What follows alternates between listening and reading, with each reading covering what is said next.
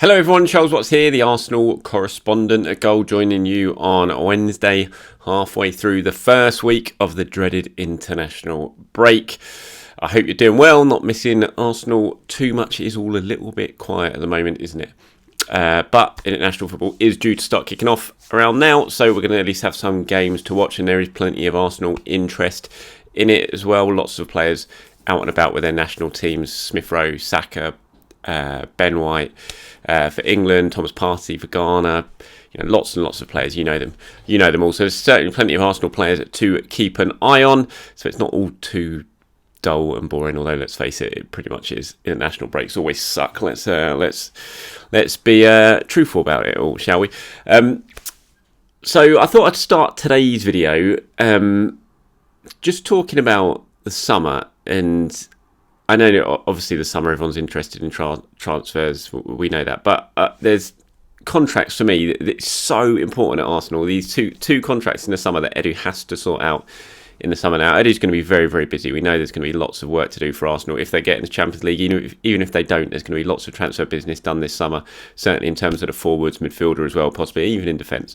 So there's lots of work for Edu to do in that regards, but you cannot forget the contract situation. And there's lots of talk at the moment about Bukayo Saka, obviously, because of his form, because in the summer he's only going to have 2 years left on his deal, because he's just so damn good that clubs are going to be knocking on the door of his agent. They're going to be trying to find out what's going on.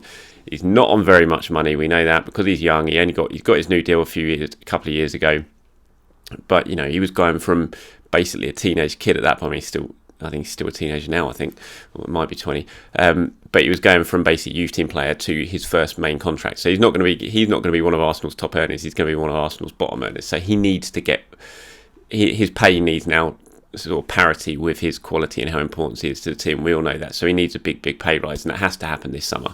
Arsenal can't afford to go into the last 2 years of his contract, and talks will be taking place absolutely in the summer, and informal discussions already been taking place now between the club and Saka's camp, and it's so important. We don't want this dragging on. I think we all know how important Bukayo Saka is. We've seen it so far this season and last season. He was player of the year last season. He was only a kid. Edu needs to be right bang on top of this. We've had some real contract issues when it comes to Arsenal in recent years, haven't we, or in the last decade? And that's not just Edu at all. That was well before Edu's time. But with someone like Saka, it's going to be really, really important, because there's going to be so many clubs after him. We know. Just everyone's going to be after Bukayo Saka. So Arsenal have to get this sorted. They can't let it rumble on.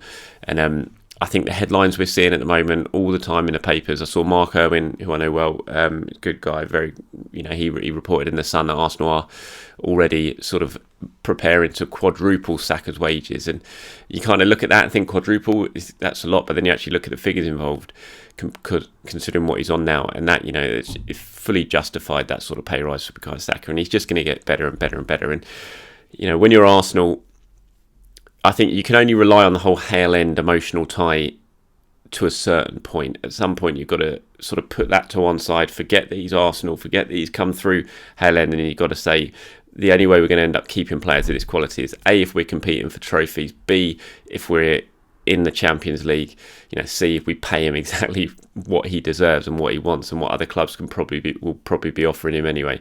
I think pay is certainly not going to be an issue when it comes to Arsenal. Hopefully Champions League won't be an issue. We'll have to wait and see what happens in the next 10 games of the season. Trophies, look, it's very, very difficult to challenge for a trophy, but if you can at least be competing for them season after season, then that's going to certainly help with keeping big players at the club. Are Arsenal doing that yet?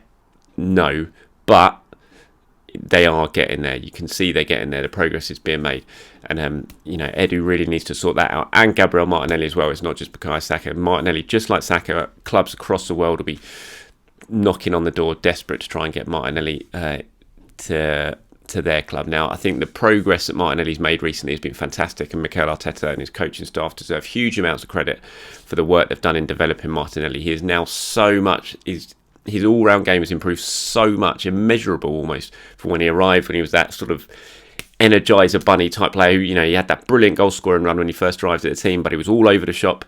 And you look at him now and just how all-rounded he is, how well he times his runs, everything about him.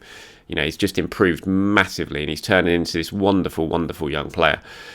And again, just like Bukayo Saka, he needs to be rewarded for a new contract, and Arsenal need to get that sorted so they can forget about those, because there's other contracts that are going to need to be, there's some of the youngsters as well. Charlie Patino even is going to need sorting out at some point very, very soon. Marcelo Flores, some of the big, exciting youngsters are going to need contracts sorted out. But before any of that happens, you've got to get the two main ones, the two most pressing, and that has got to be Gabriel Martinelli and Bukayo Saka.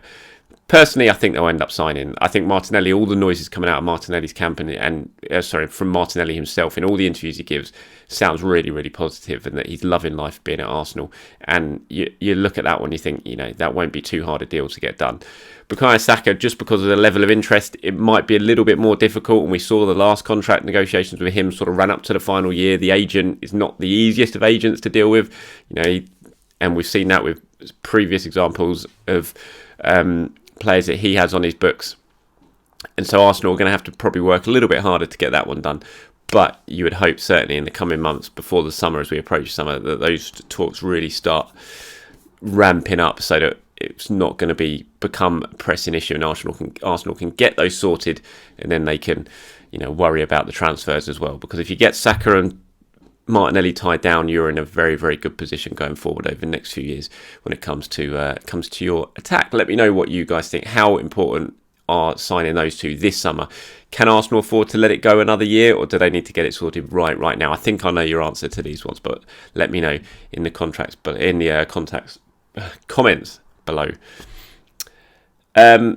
Smith Rowe, from one Hale End product to another. Smith Rowe, I've been getting a few questions and comments about him because he missed England training. What's up with him? Is he injured? Should we be worried? From what it sounds like, the noises coming out of the England camp, it's nothing to really worry about. He didn't train yesterday. A couple other players didn't train yesterday, but it wasn't really injury related. It's just a little bit of fatigue after the weekend's game, and they were given their own sort of indoor training schedule tomorrow. Hopefully we'll see him training with the rest of the England squad today. So I don't think there's too much to worry about with Emile Smith Rowe, and we should find out more today anyway when next sort of couple of press conferences come from the England camp. Charlie Patino, already mentioned him once in this video. I've done an exclusive interview with Charlie Patino that went live on Gold today. You can head over to my social channels. I've tweeted it out. I've put it on my Facebook as well, so you can find the link there if you want to go and read it. You can obviously find it on goal.com as well. Right now, really good speaking to Charlie. Fantastic young player. He's had a hell of a year, really, making his debut, scoring on his debut, then getting his first start against Notts Forest. He had the sort of highs of the Sunderland game to the lows of the Forest game when it was a really difficult night for everyone involved with Arsenal. And it's a really sort of extensive interview looking at his journey so far. Like I said, that Sunderland game, the Forest game, really good stuff about Jack Wilshere and Wilshere's influence behind the scene, and how the two of them sat down at London Colney and watched that Wilshere performance against Barcelona and went through it all. Plenty more as well. He talks about Hale End and Smith Rowe and Bukayo Saka. Really good. Just from speaking to him, you can tell, everyone that you speak to before about Charlie Patino, everyone at Arsenal, all the coaches, everything like that, they always talk of this player, this young player who's got his head screwed on, his work ethic is fantastic, and he just kind of gets it. And from that chat I had with Charlie, because sometimes when you chat with younger footballers, they haven't had much experience with the media, and they kind of freeze a little bit and give one-word answers, really short sentences, that sort of thing, and you don't get much out of them. But Charlie was very, very different. I thought it was a really good interviewee. He spoke really well. You could tell he knows exactly what it's going to take for him to really push on now. He spoke very glowingly, as you imagine, about that Sunderland game, but the key thing for him was once it was finished, it was like, all right, that's done, that's got to be the start now. I want more than that. And I really got the sense of how hungry he was and determined he was to sort of go on and make the mark. Because it's difficult for Patino, because he's come through, he's had all this hype, and it's never easy for a kid who's sort of coming through and being hyped up before anyone's really seen him. And obviously that Forest game he struggled, but everyone struggled. He's kind of thrown in without any experience around him, and sort of people watch that and think, hold on, this kid was supposed to be the next best thing. Why isn't he playing like Messi on his first start? Which is just never going to happen. And it's hard for those sort of young players to deal with that sort of expectation. But I thought he spoke really, really well, and I was very impressed coming away from him. So please do, if you head over to my social media channels, you can find that interview with Charlie Patino.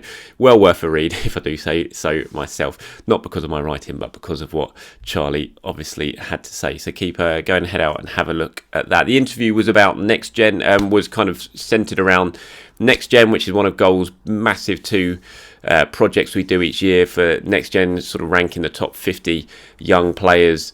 I think this one was bought for players born after a certain date in 2003. And obviously we also do Goal 50 as well, which is for the senior players. But this was all about Next Gen, and Patino was in there. He finished number 28 in those, placing. Marcelo Flores was in there as well. He was 48. And keep your eyes peeled for maybe something more to come with me from Marcelo Flores in the next couple of days.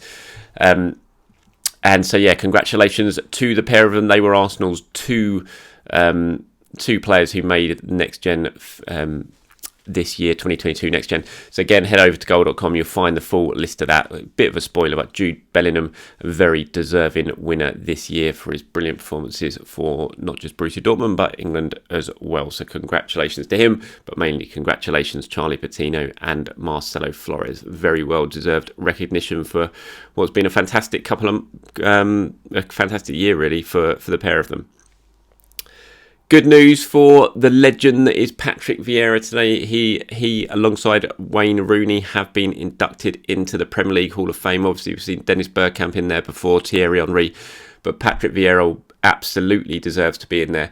One of the most monstrous midfielders I've ever seen in my life. Absolutely transformative signing for Arsenal when he arrived. I was there at Highbury sitting next to my dad in the West Stand when he came on, made his debut against Sheffield Wednesday in 1996, I think it was. Arsenal 1-0 down at the time. He comes on, they win 4-1. It was just this sort of tall, rangy midfielder who walked on. We knew he'd come from AC Milan, didn't really know anything about him. Within 30 minutes of that debut as a teenager, I think he was still a teenager then, it was like, oh my God, what have we signed? It was just, you could see like that Arsenal had landed a special player, and what he went on to achieve at Arsenal and in his career, obviously in Italy with France, just everything he achieved, just an absolute monster of a player and absolutely deserving to take his place in the Premier League Hall of Fame. So congratulations to him. 3 league titles, of course, with Arsenal, an Invincible, the captain of the Invincibles. What a player. Lots of people always ask me who your favourite players, and I always say Dennis Bergkamp and Thierry Henry were the best players I've seen with those two. Henry, I think, was the best footballer, but I always say that Bergkamp's the greatest footballer I've ever seen, which sounds a bit weird, but it's kind of how I describe it. Henry just had everything in, it was like nothing I'd ever seen before when Henry was at his very, very best for Arsenal, but Dennis Bergkamp was just football personified, everything about him, and which is why I always describe him as the greatest footballer I've ever seen. But Patrick Vieira, I mean, what a player. He just ran the show from start to finish in midfield. Those battles with Roy Keane, just legendary stuff. The greatest era of my Arsenal support in life, obviously of many people's Arsenal support in life, and for me the greatest era so far of the Premier League, that rivalry Arsenal-Manchester United, Vieira versus Keane, just summed it up. So yeah, wonderful to see him take his place in the Hall of Fame, and I'm sure you all join me in that sentiment for the great Patrick Vieira. All right, that's about it for today. Thank you very much for watching. Like I said, a bit quiet at the moment, not too much going on. Hopefully it kind of stays that way as well over the next couple of weeks, because if any sort of big news comes out regarding Arsenal, you think it's probably going to end up being injury news and players getting injured while on international duty. So fingers crossed that doesn't happen, and it's sort of quiet until they all link up again with Mikel Arteta's squad halfway through next week at London Colney. Thank you very much for watching. Everyone, enjoy the day. Get out, enjoy the sunshine if you can. And I will speak to you very, very soon. Have a good one.